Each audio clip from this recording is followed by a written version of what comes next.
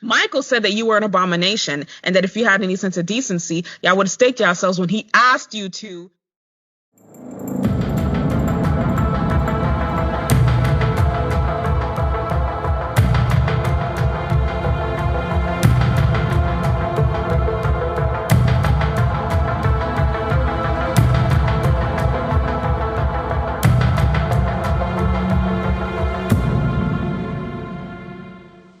Hello, everyone. This is Alex. And this is Em.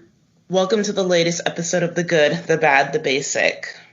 This is the podcast for nostalgic Gen X and millennials and binge watchers of all ages.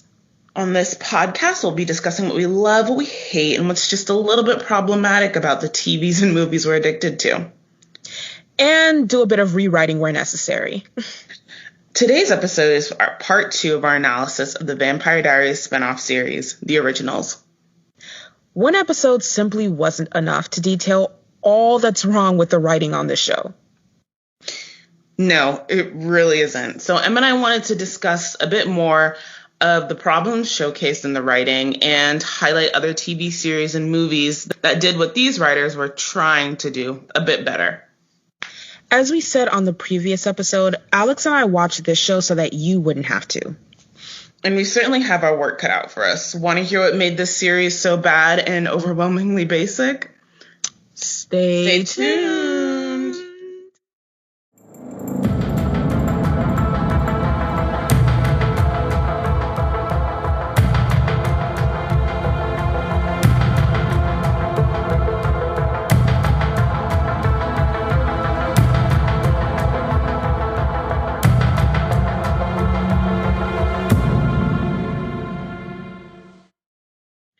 All right, let's jump in it, you guys. Our last episode, I touched on a few characters that could have been done better, and now I'm diving a little bit deeper. One character that I really want to touch on is the only character that's been fully thrust into the adversarial role.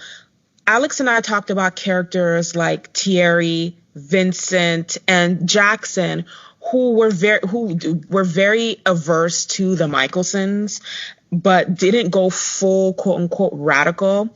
And a character that's portrayed as going all the way to that point is Celeste Dubois, Elijah's old flame. Yeah, she's coded as an antagonist. Like she's a I think back series 1 villain. They definitely code her that way. Yeah. So she is Elijah's old flame who is deceased, but for the last year has been inhabiting the body of another black witch, Sabine. When Celeste comes back into the picture via Sabine as a conduit, the first thing she does is actually something that everyone has wanted to do circa TVD to Elijah. Point out to him that his biggest flaw is his brother. This is the thing that is holding him back from true happiness and full morality, because he, like what the writers want the audience to do, constantly compromises his own set of principles and values to accommodate his brother's psychopathy. Right. Not Klaus. Elijah's definitely like an enabler. And it's an enabler of Klaus's kind of bad behavior, and it's no more pronounced than when we get Celeste's backstory, like I think a couple of episodes before. So we get her backstory. We know what happened to her. We know that Klaus was aware of their relationship, but we didn't know to what extent. We do know that Elijah was very much in love with her. But again, he is the Stefan character, maybe the hyper version of the Stefan character, because he will always put his brother first, whether or not his brother ever actually changes. And in all the centuries they've been together, Klaus never changed or ever made an attempt to change. And the part about Celeste's character that's also really maddening, it's part of this other sort of habit that the Originals has to be very flippant about the racism, I think, of the time is, Celeste is a black woman. She's like a black witch, like in circa the 1800s ish in New Orleans, and how she dies is essentially she's having a relationship with Elijah. She's a witch, and Klaus is the string of deaths that he's been causing on the witches of New Orleans, and she essentially gets caught up, and they don't lynch her, thank God for small mercies, but she is murdered by the townspeople. It's just uncomfortable because that's real. That's real shit that happened. That's real stuff that happened to Black women. And it's and because and if and on another show, it would have been fine, I think, if they had given it the weight it deserved. Because I think that's another thing that, and I think you said this a bit earlier when we were talking, it's not necessarily these plot lines, it's the lack of weight and the lack of gravity and the lack of care, I think, that's given. A complete lack of follow-through. Follow-through that's given to these plot lines. And I think if you had really if you had that happen, and then if you had any sort of accountability, Klaus faced any sort of accountability, real accountability from Elijah, that would have been, it could have lived with it. But the fact that her death is just, in particular, the death of a Black woman is treated so is so disposable. It is just, it's angering. Even the way she died was very problematic for me. Celeste was a very powerful witch when she was alive. And when, again, she finds herself back on this plane via Sabine as a conduit, we see just how powerful she was. You really want me to believe that this woman was just drowned by a random person?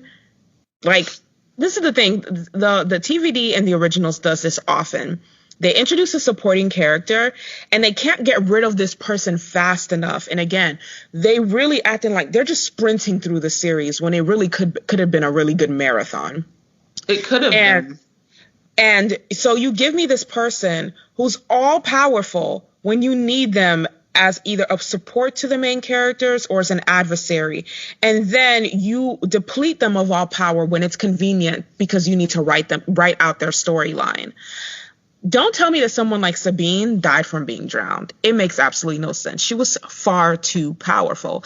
I mean, obviously, I'm with Alex. I'm glad we didn't see a lynching. Thank you for that, I guess. The bar is that low, you guys. The bar is so low. But don't tell me that she died from being drowned. It would have actually made more sense because of his relationship to his brother and because of how powerful Celeste was, that she died through as a direct impact of Elijah's refusal to sever ties with Klaus. So there's been a conversation, I think, in the popular discourse of rebooting bad properties instead of rebooting perfectly fine ones. If 30 years from now somebody wanted to reboot the originals, I would be happy with that. And do the show properly. I'd actually be really interested to see what this show looks like. With a really bring back everybody and just make them better, please. Make it better. Make the whole thing better. Let's try this again. I'd actually be interested to see this show. Yeah, both TVD and the originals are shows that, as we said when we were doing our TVD review, it was a perfect storm of timing, and casting and network promo. A lot of promo went into these shows. The cast were really, really good looking. The exact type of people that you want to see. Characters that are really, really problematic as well. I know that a lot of people thought Klaus was interesting for some reason. I don't really think Joseph Morgan is that hot, but people thought he was hot. Haley is another really problematic character that's cast, really, really beautiful. I would have liked to see how the narrative would have been spun if Haley were the exact same person, but ugly. But that's a different topic for another day. We know that beauty privilege is why all of these people are allowed to behave like trash. Even the people that are good people or try to be good people, like Marcel and Davina and Cammie, are really good looking and we're supposed to accept that they're really good looking and internalize that and coddle them when they fuck up. And the character uses a lot of really, really inherently toxic human traits, like, beauty privilege and even colorism, and a lot of toxic writing tropes in order to get you behind these characters. Right. Like we sort of touched on, I think, a bit in like we touched a bit on in the Buffy episodes, particularly when we were recapping Buffy season 6. I truly, honestly believe that like Klaus and the romanticization of Klaus and the fact that this show tries so hard and is of the opinion that like Klaus is to be redeemed and like getting me on Klaus' side is a direct descendant of like people romanticizing that Buffy Spike relationship. I think absolutely you can absolutely trace it there. Like just him as a character, the fact that he's so vile and like, but because like this peppy blonde white girl like loves him or like gives him therapy or whatever, I'm supposed to somehow be like, like he's so great. Like I'm supposed to somehow find that within myself. I think it's a complete direct descendant of that story. And that I series. agree completely. I think that the character of Klaus, well, we already know that Damon and Elena's love story was definitely Buffy Spike fan fiction, but even Damon would at least talk about and make small attempts to grow. When Elena is actually written off the series, we actually see Damon make a really big growth. And so it felt less of a betrayal. With characters like Klaus, he literally never grows, you guys. He never really changes. He doesn't become that good person. And the one favor that the show did me that I'll be forever thankful for is that it never put Klaus and Haley together as a couple. Thank you for that. That's true. Usually like in TVD land, like that is definitely I was so worried, you guys. I was so worried too. Like, but they never do. They keep it. And honestly, because how convenient would it have been for these type of writers who just want everything to fall into their lap to be like, well, she's already pregnant with his baby. That's what Let's I'm make saying. him Like, a happy do you family. really? I don't know how I would have reconciled a man who like threatened to kill you if you got an abortion. How you would have reconciled that and then like, oh, I'm just falling in love with him. Like, I don't know how you get there in your mind. Like, I don't know. So I'm glad that the show didn't do me like this, honestly. But I could have done without using the character of Jackson as a prop. He could have been a really formidable, more formidable adversary to Klaus and a character that could truly hold his own. And the thing is, Jackson was already interesting enough with what little they gave him, and Marcel was already interesting enough. And even Cammy and Davina were interesting enough that we could have had a fully fledged show where Klaus died in like the second season. Well, I mean, I understand why Klaus has to be there. And I'm not saying get rid of Klaus, because like Klaus provides the malevolence and the tension. I guess I would have just appreciated less focus on him. I think maybe that's what I want, because I could understand, because I think the show becomes infinitely more interesting if it shifts from, so like you say, maybe in second season something happens, but then the focus of the show shifts from this like malevolent figure like in Klaus, and it becomes about how does each person deal with like the PTSD of like living under like an abusive like an abusive patriarch and like an abusive system and like a parasitic system. Like, how do you heal? Because right. So to me that is very interesting, because we know that like, women who are abused by their husbands, they go back. They go back like 3 times. Like, and Rebecca is absolutely that. Like, Klaus isn't her lover. Obviously, he's her brother, but she keeps going back to him. Right? So like that, and then you know, PTSD manifests itself in a myriad of ways. So that to me would have been more interesting to see, like, how does each person deal with now just the echoes of trauma and like the echoes of trying to heal themselves. And this is why, like, I say that, like, the show these characters could only flourish if Klaus died. And the reason why I say that is because Klaus is not just someone you leave, right? Every time Rebecca has tried to leave him or just tried to have a romance, something that didn't revolve around him, he's killed off like dozens of her boyfriends, you guys. He's daggered her when she wanted to be with someone that he didn't approve of. He was absolutely that ex-boyfriend that doesn't allow you to move on. Like, he is that figure that you cannot exist apart from him. He is so toxic, and he's such a black hole of a character that everyone gets pulled into his realm. This is what makes Klaus so exasperating to watch, because people that want to be free of him cannot be free of him literally as long as he lives. Right. And then even just like Hope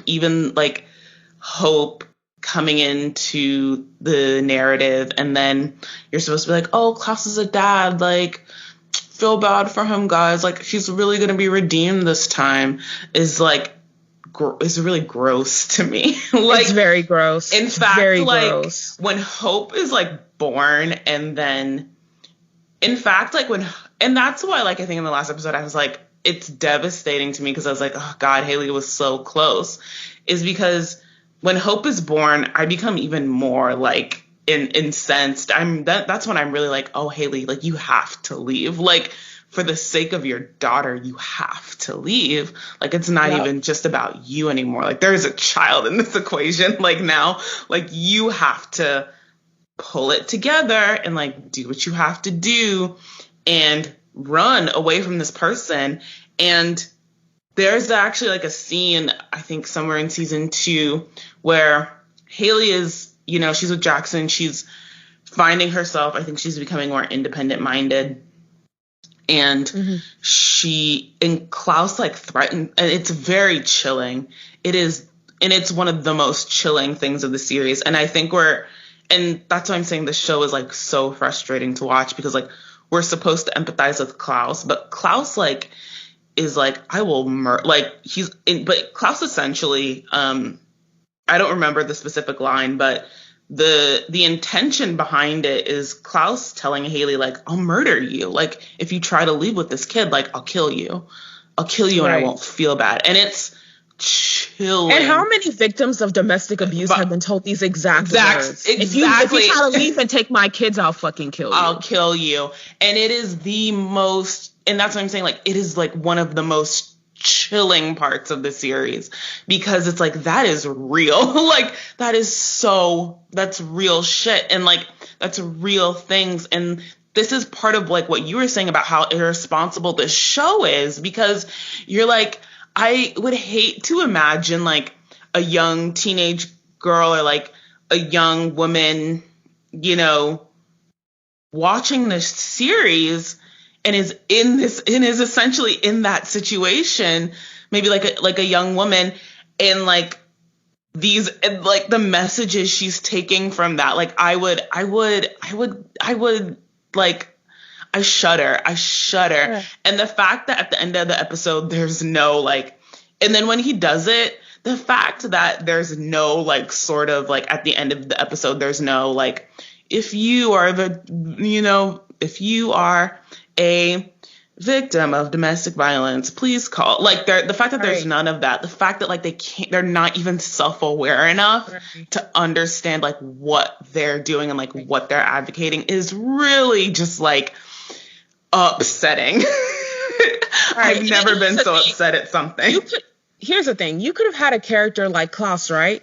Klaus didn't even have to change for the story to be better.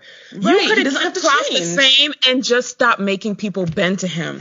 Marcel, Rebecca, Haley, Jackson, Elijah. This is very important. Elijah is the cornerstone here. Elijah's the reason why Klaus hasn't been held accountable for centuries. Back in TVD, he literally saved Klaus from a very, very well-deserved retribution. He's the only one who can do this. Y'all want male patriarchs so bad? Stop giving us Klaus. Give us Elijah. Give us an Elijah who knows that his brother's wrong and now has put his foot down and will stop letting his brother terrorize people. Elijah, the good one, quote unquote, who's constantly enabling the behavior, makes what Klaus is doing worse from an audience standpoint, because you're having the good guy tell you that the bad guy's not that bad. Right. And I mean that, and that's what I'm saying. Part of like, this is why you have to recontextualize this show, I think, when you watch it, because you're like, okay, like quote unquote good white men saying that like the other like malevolent like white man isn't that bad. Fine, sure, I buy it. Like I buy that. Okay, whatever.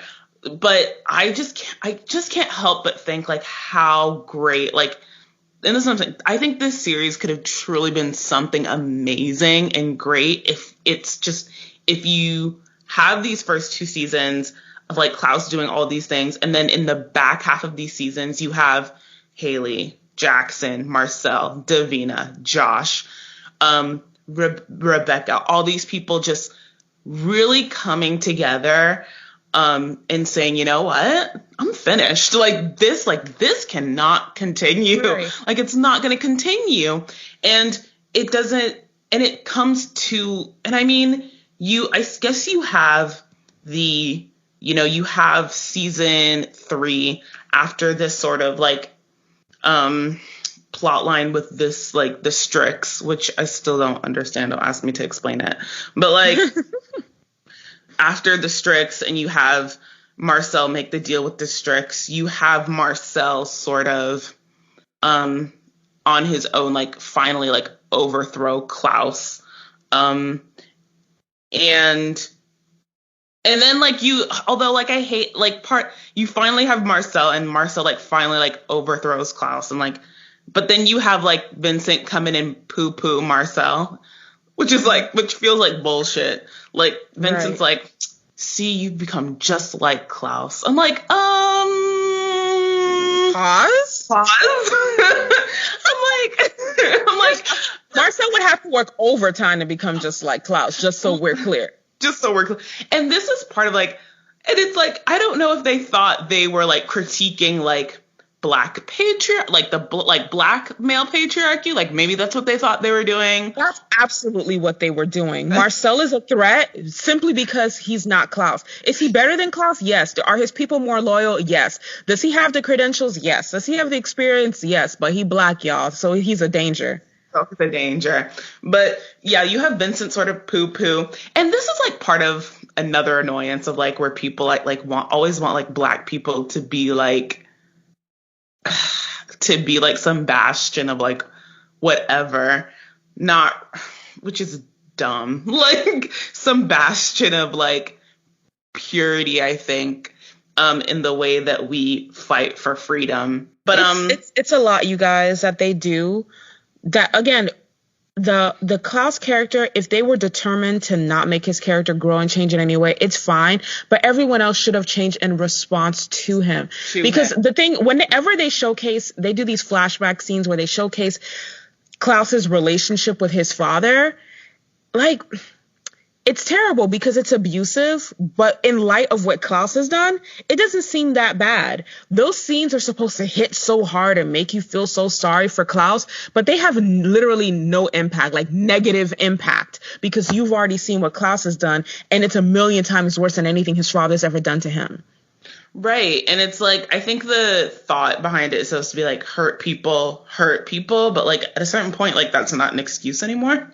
Especially when you've literally made it your life's mission to hurt people. Exactly. Like if that's like all you've ever done. What he does to people is not a response to hurt, like a person carrying trauma and them like, inadvertently hurting people because they have unresolved issues. He seeks out hurting people because he has this overwhelming thirst for power. So then you have Marcel, and Marcel like overthrows Klaus. But then there's 5 years of peace. Like there's 5 years, I think it jumps to season 5 or season 4. And there's Klaus finally being overthrown has like led to just like a sort of like calm.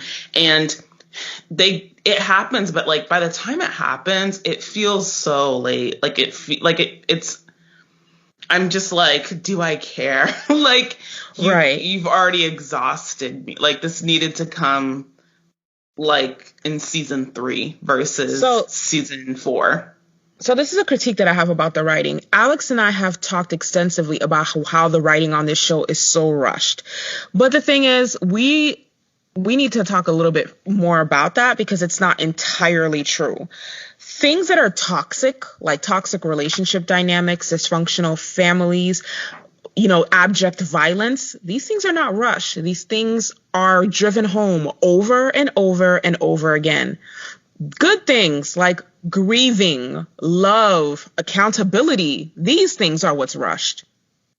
Right. It's funny you say grieving, love, accountability. And though that's the heart of a show, right? That's like the heartbeat of a show. So the fact that like those things are often, I think that is like the big missing piece of like why this show just doesn't work, is like there's so much focus on plot and there's so much focus on like violence and destruction and then sort of, I think, scurrying to try to bring you on the side of the people who are creating violence and destruction. And there's not enough of like what actually makes a television a television show's heartbeat, which is love, accountability, and oh my gosh, what was the third one? Okay, love, accountability, and grief. Nobody really grieves on these shows. Did y'all love these people at all? And I'm not just talking about Haley and Jackson. We know she didn't love that man. I don't care what she says. Like, I'm talking about people actually losing family members and loved ones, and they're just like, I guess, girl. You know what? That's so smart. That's love, accountability, and grief. I'm actually going to write that in my own notes for like my own writing. That's so smart. Like, you cannot hammer us over the head constantly with this dysfunction and drive it home to the point where it's an integral part of this person's character and let any type of growth and any type of healing be rushed. That's not how life works. Right. So yeah, the show was mad irritating. So here's another character that I really want to jump into that I just felt like this character left a lot to be desired and could have been done better. Well, actually, this is a character that I thought was actually overall done the best, even though he was like a supporting character, and that was Josh. I love Josh. I love Josh. And you know what's interesting? I actually think they did right by Josh because he wasn't part of the principal cast. Like, wow. Yeah, I think everyone in the principal cast left much to be desired, but Josh wasn't part of the principal cast until the very last season, which is only 13 episodes long. Josh enters the picture as a teenager, a real teenager, not someone who was just turned when he was a teen, but like he was literally turned on the show. And he becomes very quickly Davina's best friend and confidant. Josh is the first gay character that this team of writers introduces that actually gets to have a boyfriend. They introduce Luke in TVD, but Luke doesn't have a boyfriend. Josh has a boyfriend. He has a really good boyfriend. He has Aiden. Their relationship is really evenly matched, really healthy. They're super duper cute. Aiden is a werewolf and he's got his life together. And Josh is getting his life together. And Josh and Davina's friendship is so cute. And so like it's as pure as you can get in this content. It's pure. It's like the purest thing on this show. It really is. And Josh and Aiden's relationship is the purest thing that you could get on the show. It is. And Josh, obviously they put him in the role of like the gay best friend, which is a common trope. Like the gay best friend to the straight girl is a very common trope. But they let him actually be a fully developed person. That's true, because being a support to Davina. Yeah, because like Josh does a lot of things, even in the first season. Like, Josh has his own agency, like, in the struggle when Klaus tries to get Josh to betray Marcel. Like, he has to compel him. But even then, like, I think there are lots of points and moments where Josh could have, like, put himself on Team Klaus, but he always, like, makes an active choice to, like, be in Marcel's camp and, like, love Marcel. And, like, you know, he interacts with, like, pretty much everyone over the course of this series at some point. And he's just a good dude. Yeah, like, Josh is a great kid. He's really fun to watch. And I really loved his relationship with Aiden as well. I thought that it very well mirrored the early days of Caroline and Tyler's relationship. I feel like his character was obviously thrown in there as a writer's bid for diversity. They had already villainized all of the Black people at one point or another. So That's they're like, true. we need one of the good guys on our team, but, like, let's make them gay, you guys. Just make them gay. And it worked. Like, they didn't completely fumble the ball on this character. So literally, out of everyone on the show, I would say Josh, followed closely by Davina, were, like, the least exhausting to watch and actually fun to watch, especially their scenes together, Josh and Davina. That's like the power team. That is the power team, Josh and Davina. I always say Davina operates, like, as a cipher of, like, a woke white girl, like an Instagram, like, woke white girl. But she's also somebody who I think is a joy to watch, like, over the course of the series. She grows, she, like, makes tough decisions. She gets, you know, knocked on the chin, but she very much tries to get up and you know, persevere. And honestly, anybody who's just, like, consistently anti-Klaus, I'm here for. To be honest. So Davina is not only a child, she very much looks like a child. Davina actually looks like a porcelain doll come to life. I was about to say, she has, like, hardcore baby face, that actress. Yes, she looks like a literal baby doll come to life. And I believe she was only 16 or 17 when she was cast in the role of Davina. And Davina also has great hair, which is fun to watch. The actress was actually discovered in a hair salon when she was 10 years old. Like, Davina has great hair. She's really fun to watch. She looks like a little porcelain doll. The character is probably the best female character these writers have ever written, period. And and that includes Elena, Caroline, Bonnie, Haley, Rebecca, and Cammie. The best. You know, it's funny, like, when Cammie dies and then is turned into a vampire and then, like, dies again, it's like this huge plot that, like, and the show wants me to feel, like, so bad, and I feel nothing. You feel nothing? Huh? I felt nothing either, and I'm a sensitive bitch, you guys. Like, I'm real sensitive. Same. I'm a real sensitive bitch. So, like, I'm trying to understand why I felt that way, and part of me is like, girl, like, Klaus, like, you thought that was you and Klaus and you continuing to, like, hang out with Klaus, you thought that was gonna end well. And I feel like I said on our last episode, in a lot of ways, Cammie was written kind of like in a very Matt Donovan way. Like, everyone around me is a natural predator and I'm just a person, but it's okay. We're friends. And he doesn't learn until much later on. Cammie's relationship with Klaus as it evolves is almost fan fiction of what would have happened if Buffy had never left Angel. You think so? Yeah, like, he's a vampire, but we're going to make it work, you guys. And then it ends in the worst possible way, because how else could it end? Like, how else could it end? Angel understood this. Angel understood this. This is why he's like, you're not going to really have any type of life with me. And that's when he dipped out after he came back from hell. Mm-hmm. He realized this and he's like, no, there is no happy ending for us. It's upsetting because, like, she is smart. Like, she's smart enough to record herself because she realizes she's being compelled, right? She's not dumb, like, which is so refreshing, by the way. But, like, for, like, I feel like a woman in this, like, series, and, like, because I feel like they intentionally write the girls dumb, but, like, she's smart. She's even angry about it, right? She confronts Klaus. She's like, how dare you? Like, how dare you invade my mind and take away my agency, my thoughts? Like, trust me. Like, I'm a woman. Trust me to understand, like, my own mind and to deal with my feelings and myself and my personhood. But then, like, she keeps like messing, like, I don't know, like she just keeps hanging around him. He's so like, and I'm just like, girl, like, what are you doing? Like, she becomes exhausting. I think she becomes exhausting because she's so smart. Like, if she was dumb, I feel like I would have been okay. Right. And this is why I'm going back to Davina and why I will stand Davina. I just think in general teen shows would do better, and I think would be better for having more sort of like familial relationships between characters. Right. And it's sad that we needed a character like Josh who was gay to show us a truly platonic relationship. We hadn't had a platonic relationship between a guy and a girl since Matt and Bonnie. And that relationship was underdeveloped because Matt and Bonnie were constantly used as supports for the rest of the cast. Right. And it was unfortunate because I think in those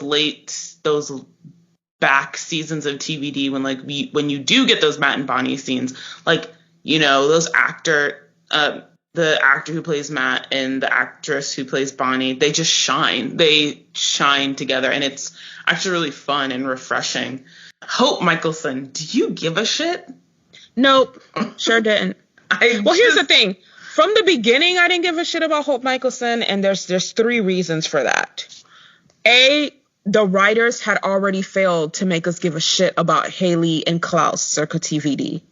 In fact, in varying ways, they're both shit people. So why do I care about their offspring? Secondly, from an analytical point of view, she's a werewolf. He's a vampire werewolf hybrid. Any child of theirs is a super predator.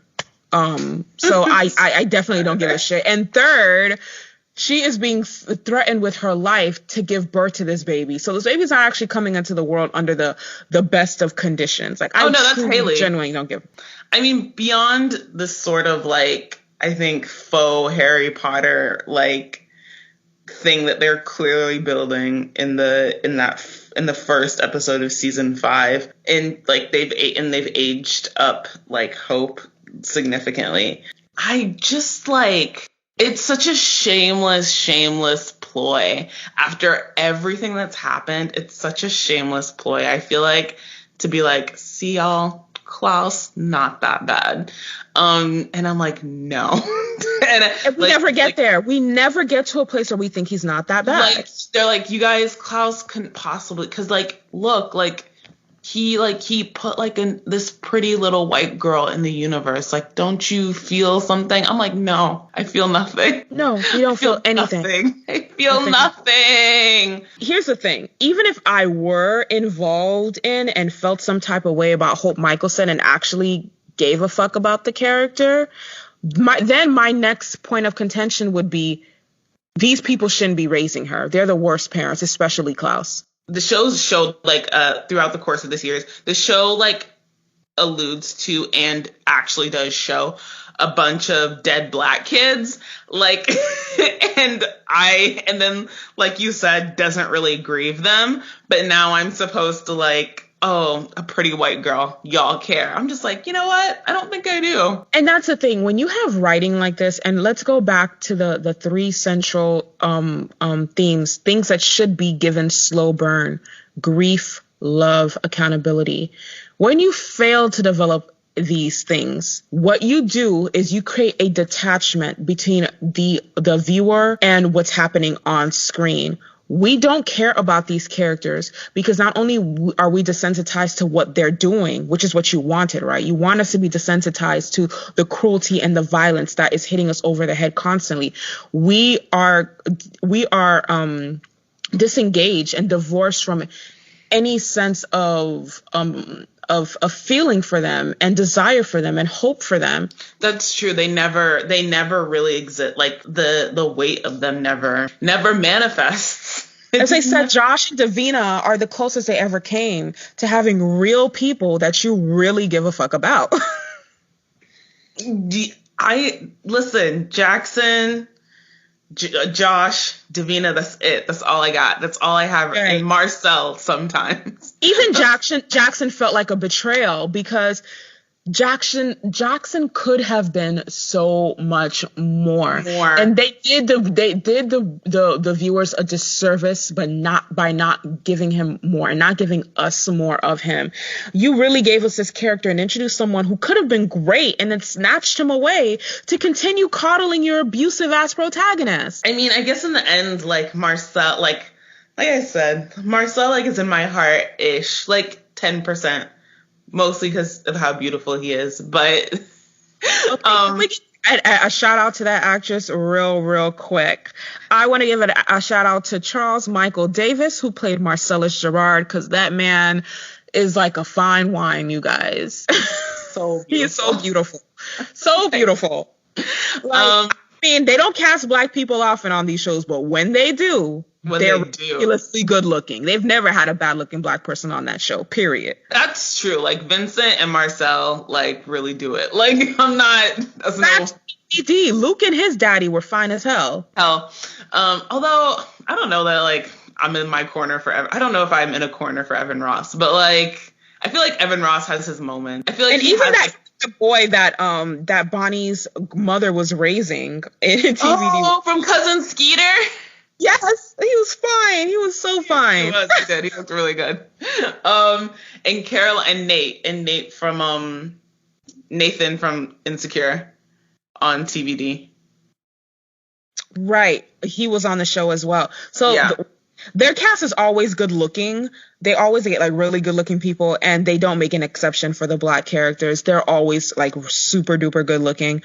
Marcel, the thing is, he's not just a good-looking character. He's a character that, even more than Jackson, had the potential to be great. He was given real backstory. He was given real community and relationships that were separate from Klaus.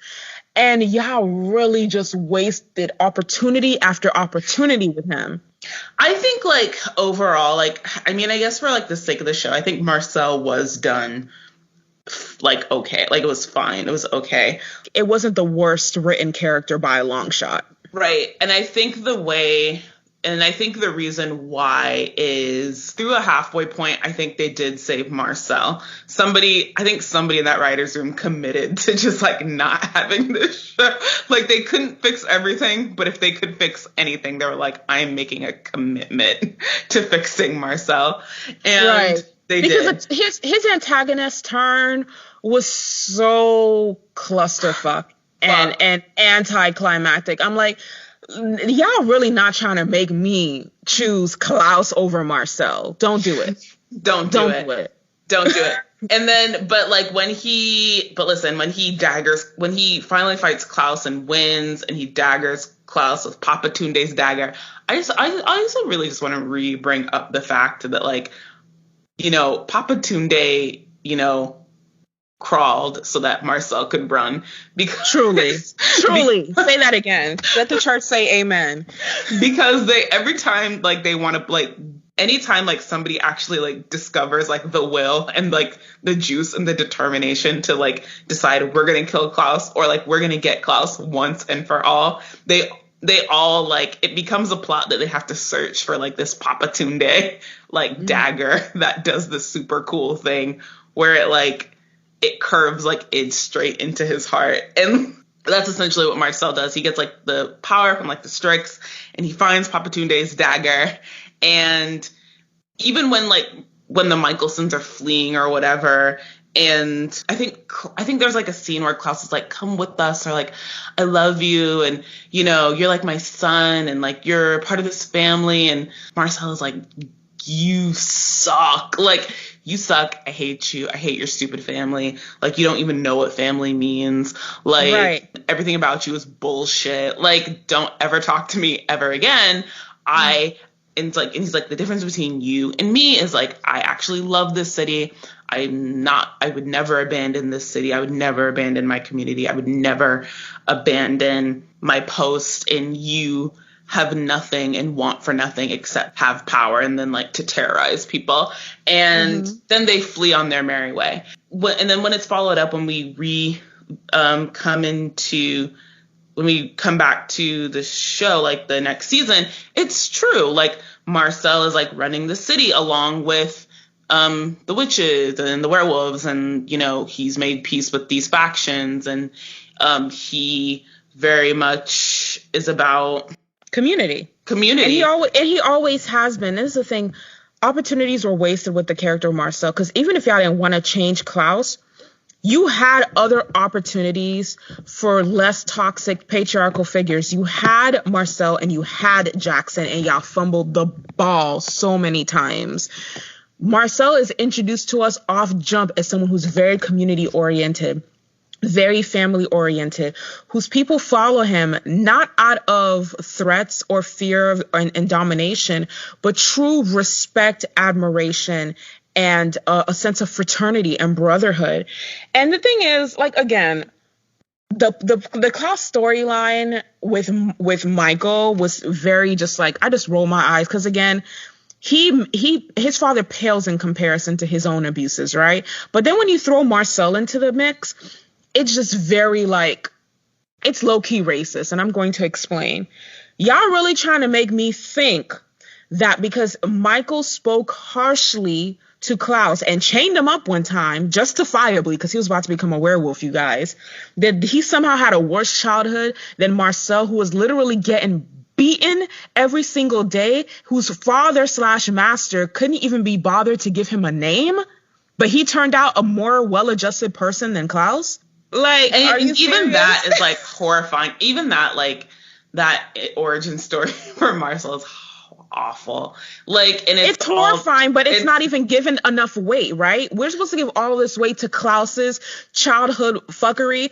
Like, and he was like, I don't know, 18, 19, 20 when he became a wolf for the first time. Marcel's a literal child of the age of 12 or 13. And that story, like, literally holds no weight. It's always used as a prop for Klaus to throw in Marcel's face to remind Marcel of how much he, quote unquote, owes him.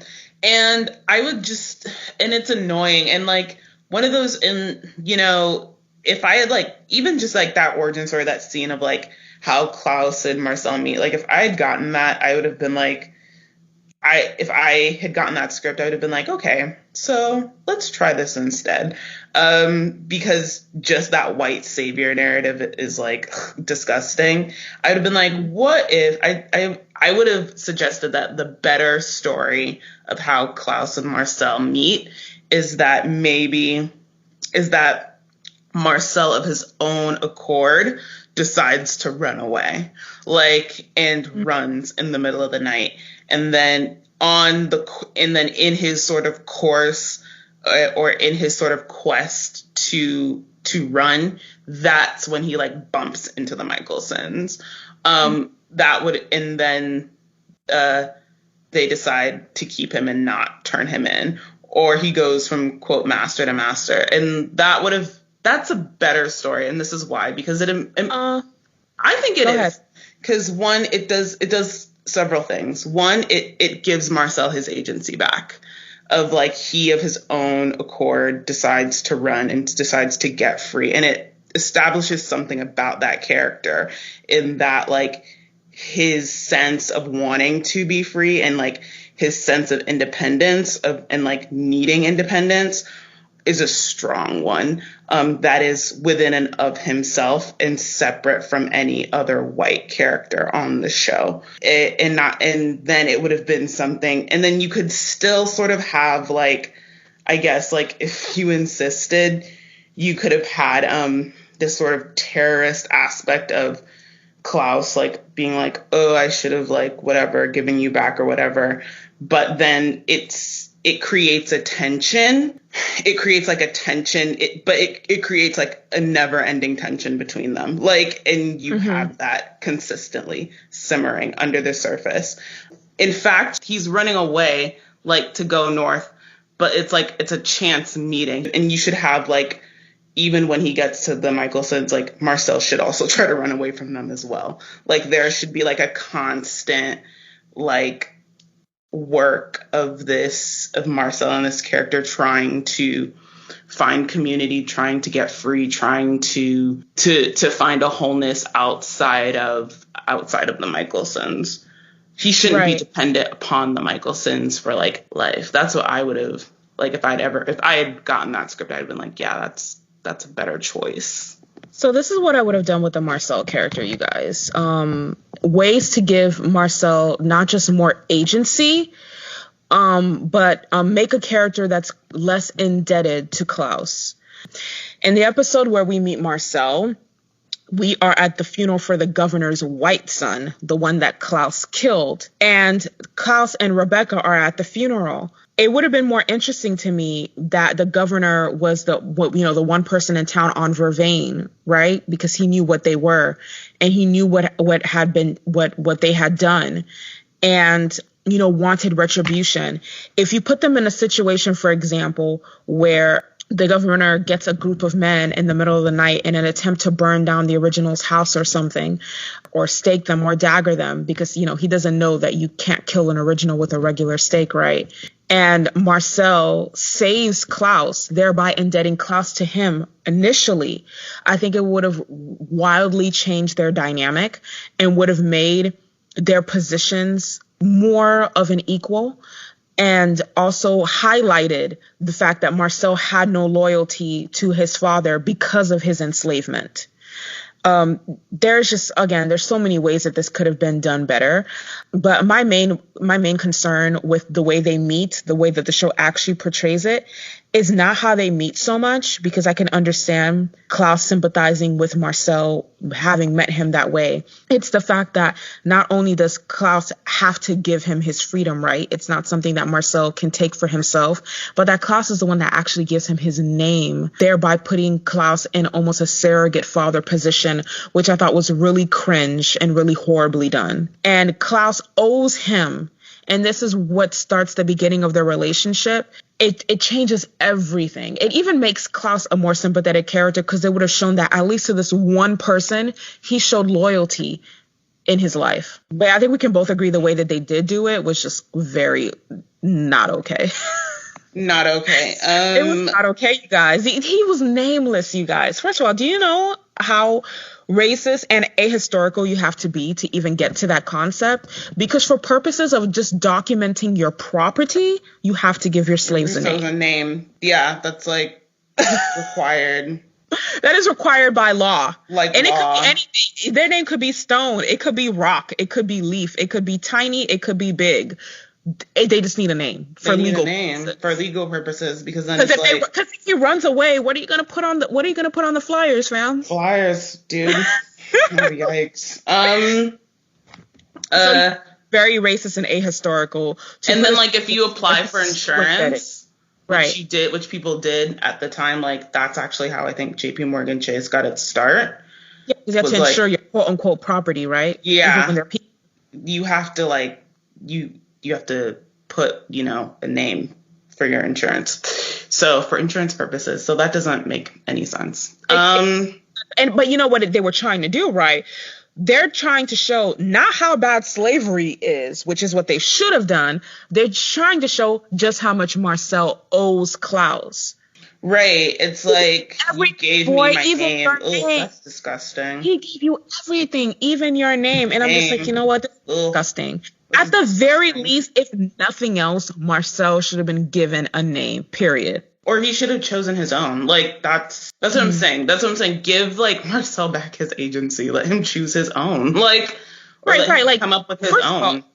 The character should have had a name from jump, period. But let's say, Alex, give him his agency. Let's say he leaves to run away and runs into Klaus, which was, her rewrite or my rewrite. He goes to Klaus to warn him about what his father's up to, and Klaus takes him in.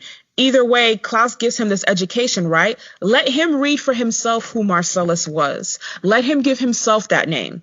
Right. Let him give himself a name. Let him rename himself and shed, the last vestiges of his slave name. Let's say his name was Tommy. You know what? Keep it real cute. Name him Toby. It's I don't want that name anymore. It's my slave name. That's another thing that's just missing with a lot of these Black characters and Black storylines on the originals, and particularly TBD, and these female characters. Give them their agency. Let them make choices in and of themselves. Stop disposing of your women of color characters. This show, the originals never had any Black women.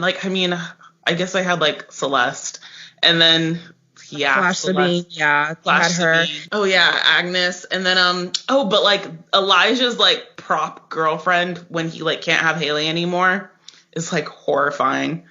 That whole thing is horrifying. But what I was about to say was the show's relationships to Black characters in particular, I want to say especially Marcel and Emily Bennett, is a direct reflection of the way that the writers love to romanticize the slave era. Like, even with Marcel, we have the character Klaus and Rebecca seeing that what Marcel's enduring is difficult. But y'all been living in Louisiana for a while. Y'all have seen other slaves. You quote unquote saving this one slave, that's supposed to somehow cast them into the role of good white people. They don't bother slavery. They just want to do right by this one slave, you guys. And you know what? It's funny because I think even in that, it's such I think it's so telling. Because, you know, white people like to think like, oh, I would have stopped slavery. Like I would have totally been on that. But I think the fact that they code the Michelson family as like being like the most powerful family in New Orleans, and then they code them as like quote unquote having built the city, but then they don't like but then you guys don't outlaw slavery. Hey, this is what I'm talking about. They so romanticize slavery and doesn't even tell us that slavery is bad ever. They just want to say that Marcel's particular experience with slavery was bad and Klaus saved him, so he owes Klaus. We literally only see slaves being treated poorly when it benefits the protagonist's narrative and the sort of attempt to rebrand Klaus. Yes, so like even like I think that's just like it's just so nefariously like it's just hilarious in a way that like even in this, like, even in now deciding to writing this the way you've written this, essentially Black people's pain and like hardship is really just a vehicle to make you feel better about yourself. Right. It's not really about them at all.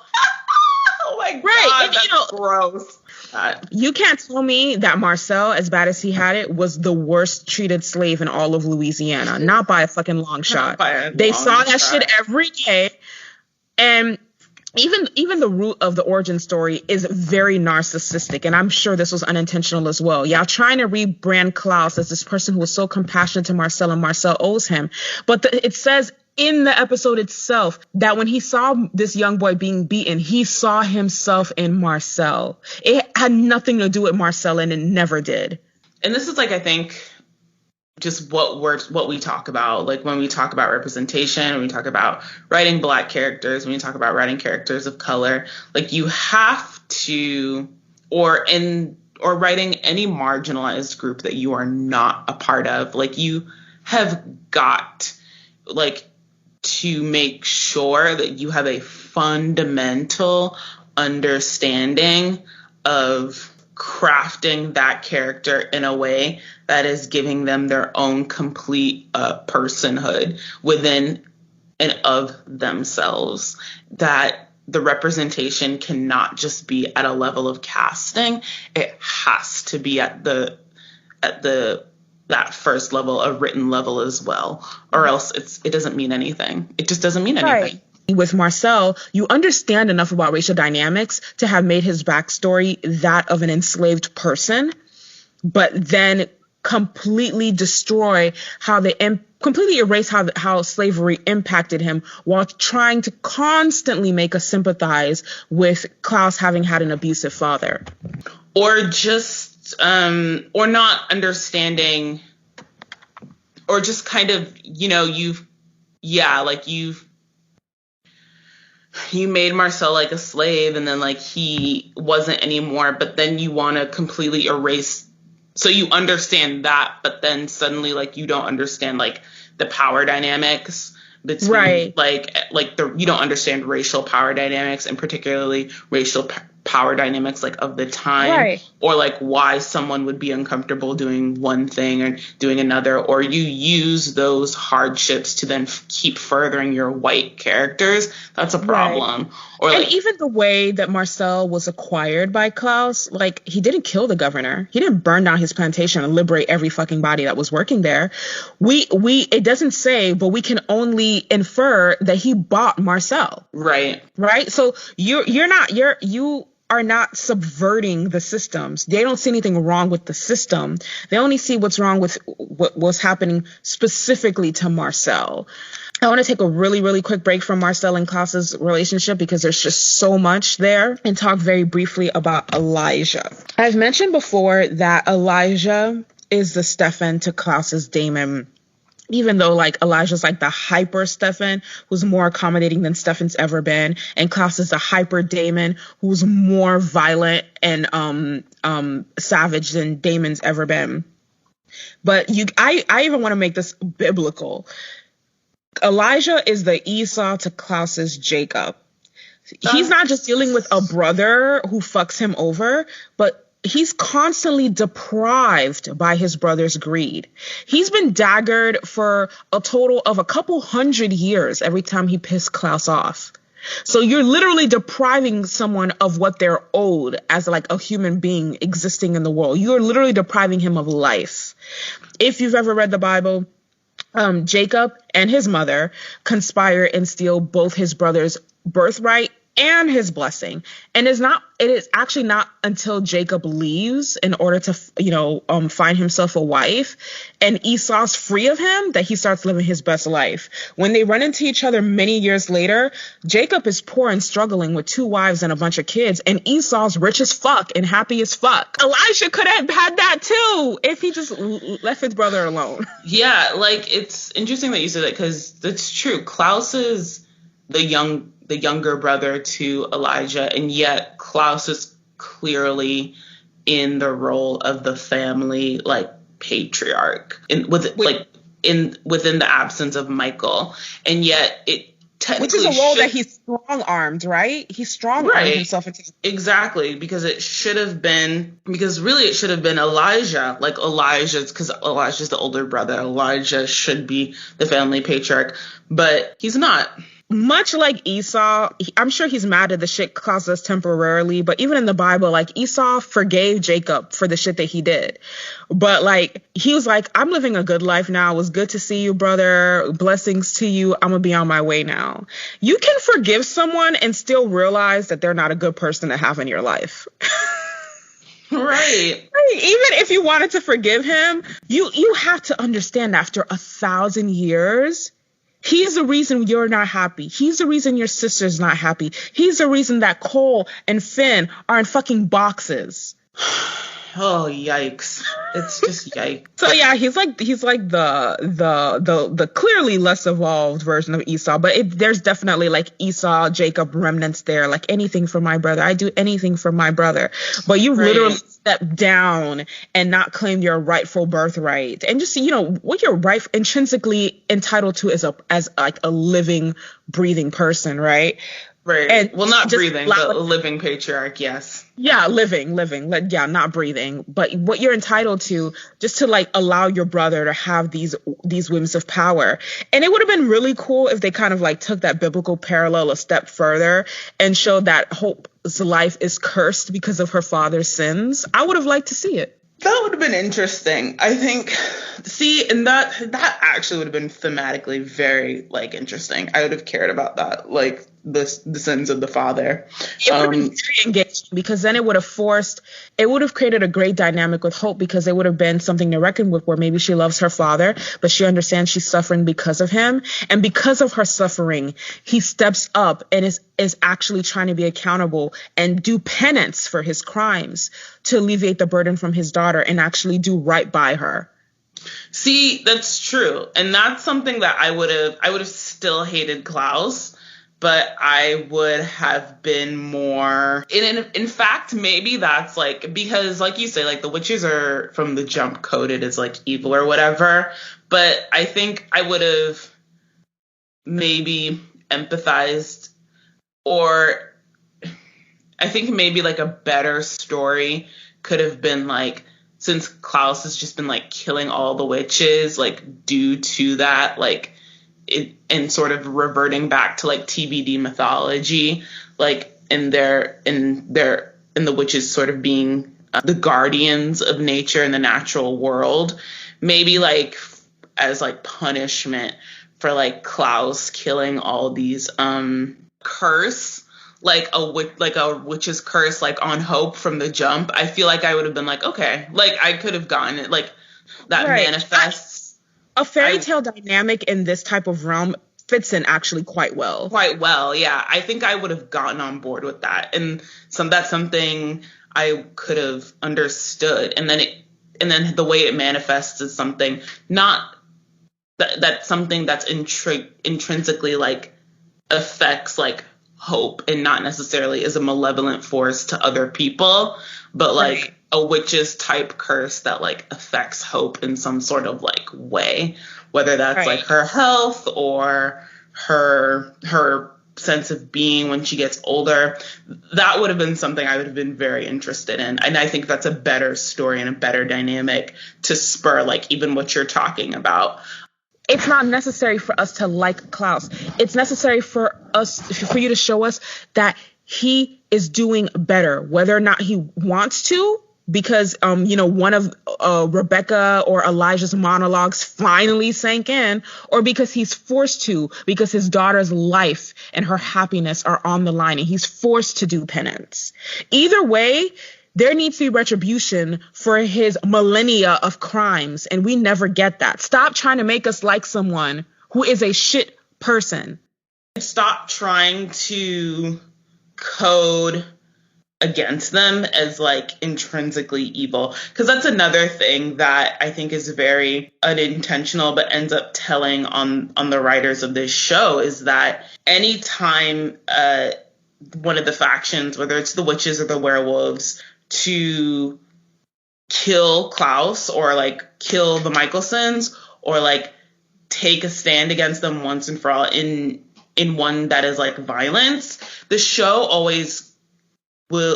always write it in a sense of like, oh, see, like hate can't fight. Like it's a sort of like after school special, like hate can't fight. Two wrongs don't make a right, you guys. And like, I know we're literally killing you, but reacting is wrong. And it's like, that is psychotic. Like, no. It is psychotic.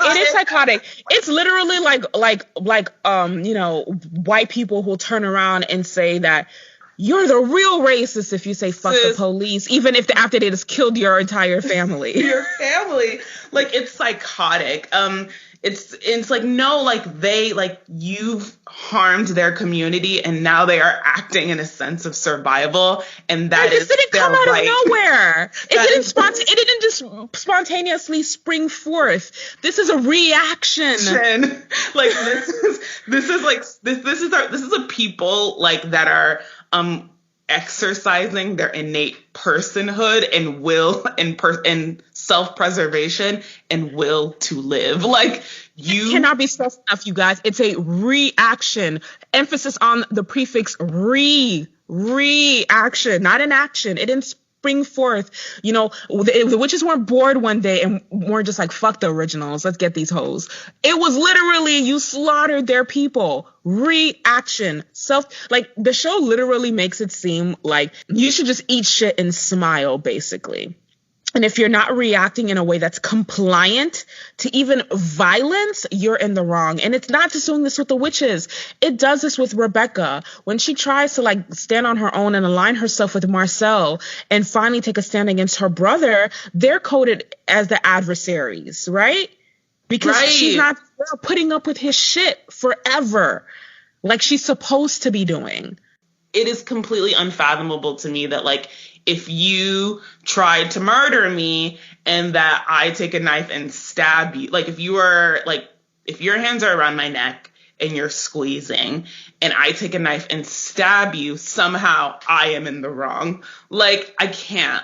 And that is essentially what the show does over and over again with Klaus. It's and it's not just murder, and it's not just interpersonal, right? It's about this white family that is systematically murdering these communities. Like you've killed so many people in these communities to the point where like the wolves are almost extinct. Like I can't even stress that enough. The wolves are almost extinct as a faction because you have killed so many of them.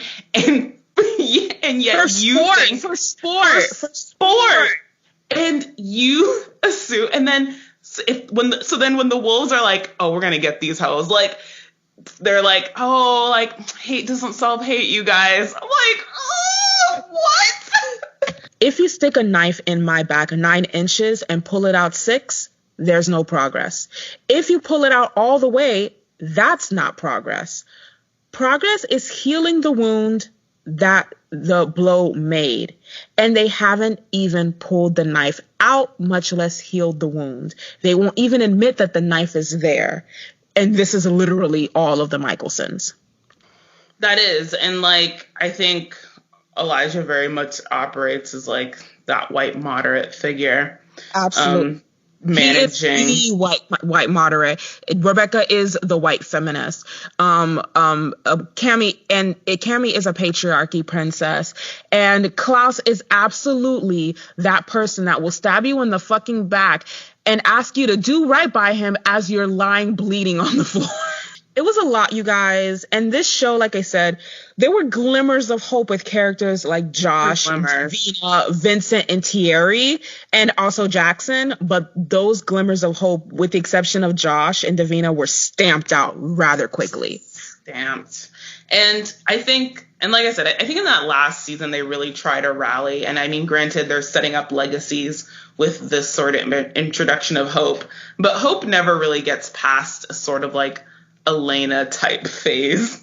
So the bittersweet thing about how the originals ends as a series is that it ends with Klaus and Elijah like killing each other. They sort of Thelma and Louise it, but it's not satisfying because I guess like I said, like if you read this show in the context of of white supremacist systems, it's just, I don't know how I feel about like the only hope of like ending like the white supremacy and the patriarchy is like if it destroys itself. As if it destroys itself. I don't know how I feel about any of that because right. I mean, even if you stand outside of that context, it is underwhelming. It's underwhelming when a person who should have been held accountable never is, and they get to choose their death on their own terms. Oh, that's not true. okay. That's why it's maddening. He gets to choose his death on his own terms, and I'm just like, are you kidding? Now, like, don't do this. Don't do this. Like, don't do this. Like, I wanted more for Vincent too. Vincent deserved better. Maybe not more, but better. Better. Just better. And there's a small moment where Elijah's like, what do you think is on the other side? And Klaus is like, I don't know. And then I'm like, bitch, it better not be heaven. Like,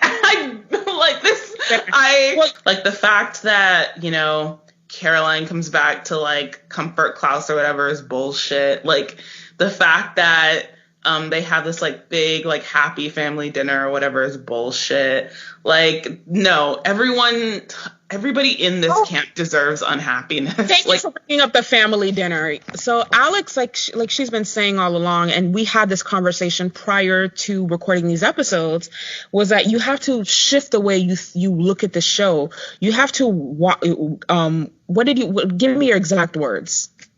Oh, if you have to read it like in the context of like each person being a cipher for like white cis heteropatriarchy. Right, that's what she said. And that family dinner is really, really like the coup de grace on that theory, because when you look at the family dinner, it's really just white people that have hurt and so many people, killed so many people. And destroyed countless lives, not only getting a happy ending, but feeling entitled to that happy ending. Happy ending. It's every person that's ever said, well, my family owned slaves, but I didn't, or I can't go back in time and I can't fix anything. And I'm not going to hold myself accountable now. I'm just going to like enjoy the benefits. Right. It is. You're so right. That dinners. Why people think we can have healthy societies and healthy communities that are based on a foundation of pain and torture and deprivation to other people. That's so real. And the fact that like Marcel is there and then Freya's like mixed race like girlfriend is there, it just makes it all the more disgusting. Like it's just all the more disgusting. Thinking of it in a macro sense, when you talk about countries like the USA, France, Germany, the UK, where, groups of color are marginalized, poor people are marginalized, and you talk about these things and the history of colonialism and how these countries are wealthy. These countries' wealth is a direct response to the history of colonialism and slavery, and how it garnered white families generational wealth as it threw people of color, especially Black people, into generational poverty. You just get the shoulder shrug. Well, this is a great nation. We built a great nation. But you're not talking about how it was built. This happy ass family that they're celebrating at the end of the show, we're not talking about the lives that were literally destroyed, the communities that were destroyed, the civilizations, the knowledge that was destroyed to make that a reality. Right. And even just like, because it's like we said, it's like the last family dinner before like Klaus and Elijah killed themselves, and it's this beautifully lit table, and it's like this crane shot, and it goes to like this wide of like everyone sitting at the table, and like just looking at it like within the context of the show is just like vomit, never ending vomit. And it's funny, it makes me think of like, that turn of phrase that everybody always goes to in terms of like representation and like a representation of like, a seat at the table. I'm like, but like looking at that, I'm like, you keep your fucking seat. Like, keep it. Right. I don't want it. Like, you discuss the fact that the Michelsons live on a literal plantation for most of the show. Yes. And then it's honestly like the show deserved to like, it deserved to go out with like, I don't know, like, some Black girl werewolf like taking an axe to the table. Like that's how it absolutely deserves to go out. It was so gross. Again, and this is what I'm talking about. When you have weak writing, you don't care about your characters. Like in the context of white supremacy, the shit is so accurate that you have these white communities, neighborhoods, entire countries that are thriving, and as a direct result of the pain that they have caused and continue to cause. Right. And like thriving over like violence that they've caused in other communities. Something I want to say, like, this is very specific to this show, that like, and the reason why this is specific to like this show in particular is because this is a show that is essentially about family, which means it's about heritage, which means it's about legacy. I mean, like even the next spinoff is called Legacies, right? Like, and when you choose for those things to be like the theme or the focus of a story you're trying to tell, you have to like take into consideration, like it can't just be like this waspy, selfish point of view that you use to tell your story. You have to, particularly about like a white family, like if you want to like have because of the setting, and I think because of the setting in particular, like New Orleans, like it, with the Michelsons' impact on like other people and other races and other communities, and it never did. It just never did, and it never grappled with the reality and the truth of what happened. Like, this is not the first time we've had self-centered protagonists. For instance, Luke in blah blah blah. I'm sorry, I'm losing my chain of focus.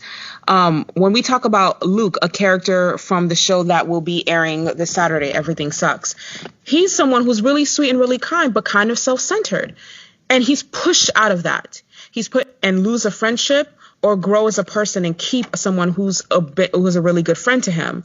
Even Dawson and Dawson's Creek.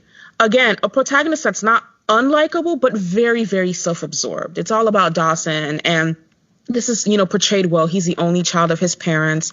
They're pretty well off. It's all me, myself, and I. And as the series progresses, he's forced to give more fucks about his friends, Joey and Pacey, apart from himself, not just how they relate to him. You can start off with a person who's very self-centered and grow. Exactly. And then they become ridiculous. Okay, so really quickly, from the series finale of the originals, so Klaus and Elijah are sitting on a bench and they're about to I guess, oh my God, Niklaus, we didn't choose to become what we are. To be or not to be was taken from us by Esther and Michael, stolen from us, Niklaus.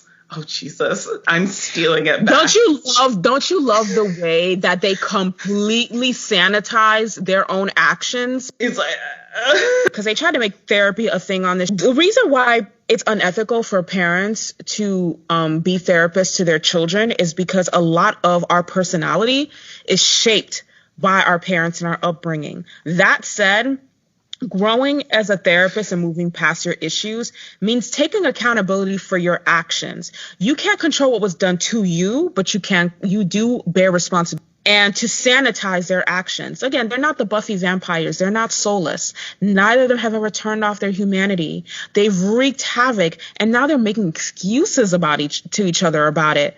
And they're blaming Esther and Michael of all people, and Esther and Michael have tried to put them down numerous times and stop their reign of terror.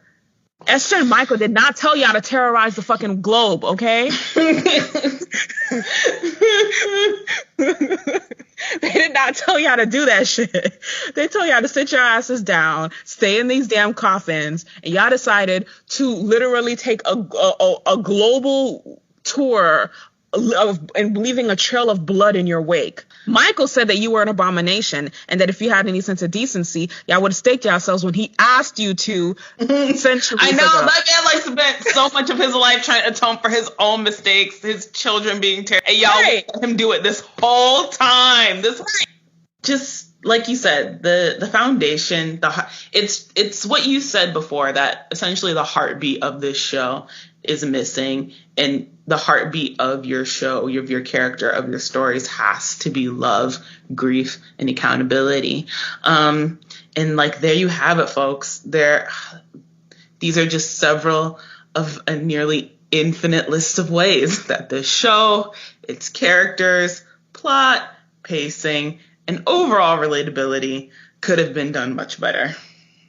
The originals left so much to be desired, but like TVD, the music supervisor was on their job. If you're a patron, check out our originals inspired Spotify playlist and get to know some of the tunes that the showrunners used and misused as a prop to avoid holding their characters accountable and creating fully actualized people. This episode officially wraps up the vampire-themed season 1 of GBB. Tune in next week for season 2, White People Problems, where we will be kicking things off with the OC. And if you're a patron, check out the first episode in our Gone Too Soon series, where we'll be discussing the short-lived Netflix original series, Everything Sucks. The episode airs this Saturday. Follow The Good, The Bad, The Basic pod on Spotify to listen to this and all of our regular weekly episodes on the go. If you love this sort of content and want more, including the exclusive bonus episodes, outtakes, and other customized content, become a show producer and patron on Patreon. As always, our regularly scheduled programming, as well as all the links on where to find us, can be found on our SoundCloud page. So follow us there at The Good, The Bad, The Basic. And follow us at Good Bad Basic Pod on Twitter. Until next time. Bye, everyone.